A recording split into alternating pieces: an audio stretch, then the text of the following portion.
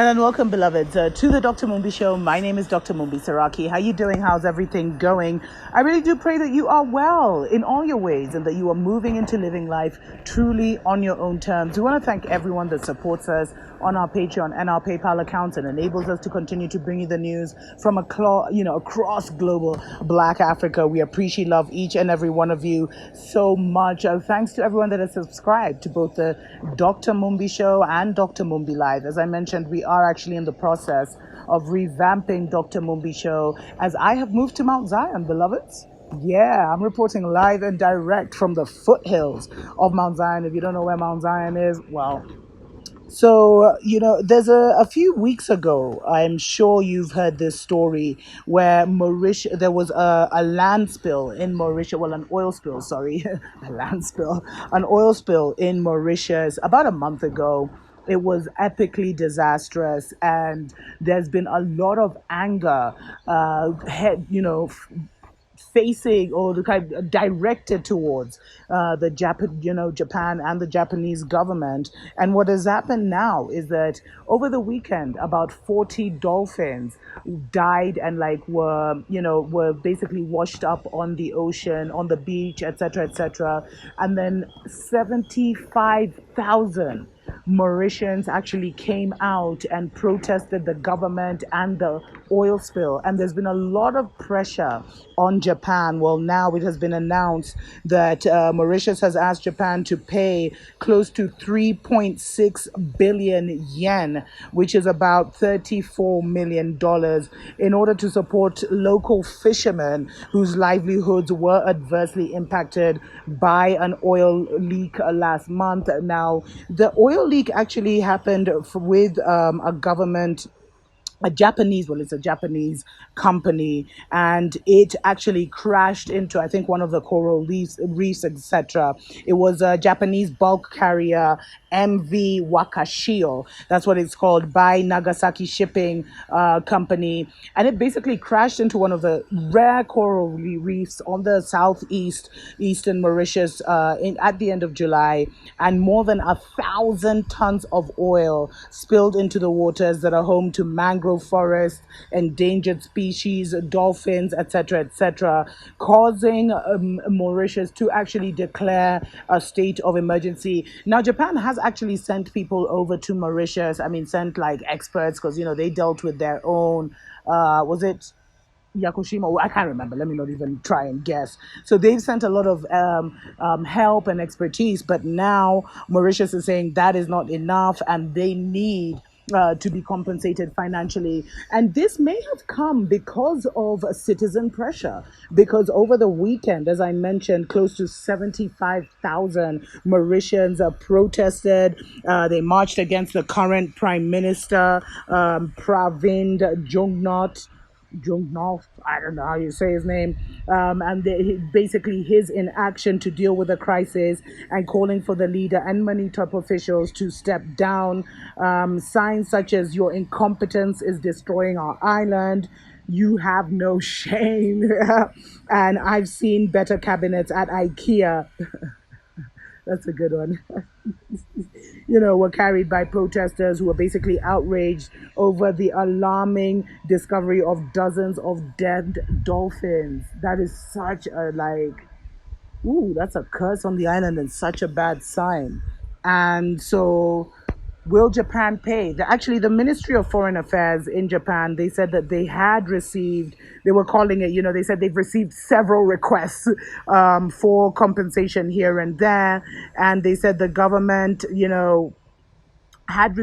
was considering or was taking into consideration these requests, but no word on whether Japan would actually be compensating Mauritius. And what could Mauritius really do? What action could they really take? Anyway, this is really disappointing. Let me know what you think in the comments below. Until next time, Chuko pamoja.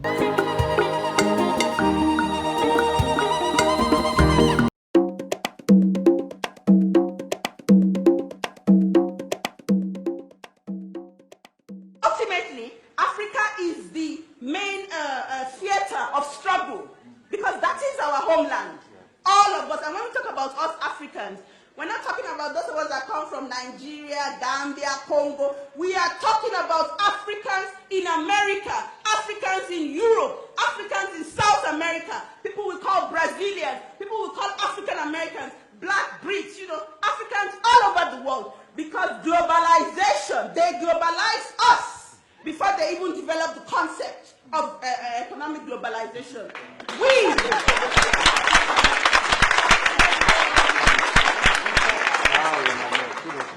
as Africans, we are a global people, and we need to understand that clearly, that we are a global people, and so we must use all of our resources, whether they are human, financial, material, spiritual, mental, cultural, political, economic, all of our resources must be mobilized in the course of the African Revolution. So we need to be very clear about that.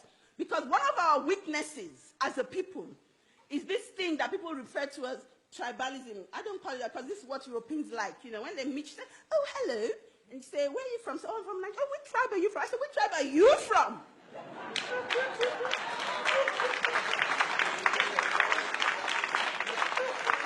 So they say, oh, I'm not from any tribe. We don't have tribes. I say, really?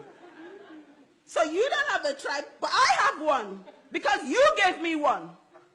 And if we look at our nationalities, our nations, whether they're just the Yoruba, they are much more in population and geography, than a lot of the European countries we have today. But you hear Africans raising up the tribe, and from this tribe, and from that tribe. What nonsense. Who cares where you're from? Nobody. When imperialism comes to attack you, it's not because of where you come from, it's because of the resources in your land.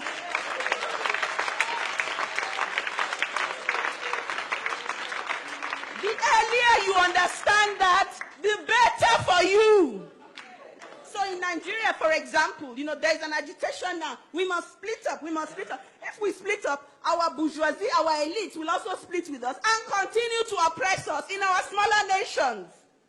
The other weapon that imperialism uses, which is a challenge for a Pan-African renaissance, there is religion. Some of us, with all our radical rhetorics, it's shocking. We are still deeply Christian, deeply Muslim, deeply this, deeply everything but African. You see, the clapping has gone down because there's a lot of intention in the room. And we can't understand as long as you continue to see and to understand God and the Creator through the lenses of another race, you will never know freedom in your life. Never. Religion is a cultural understanding of the spiritual. That's why Indians are Buddhists and these Jews are that and this and that. It's just an expression, an attempt to understand, the supernatural.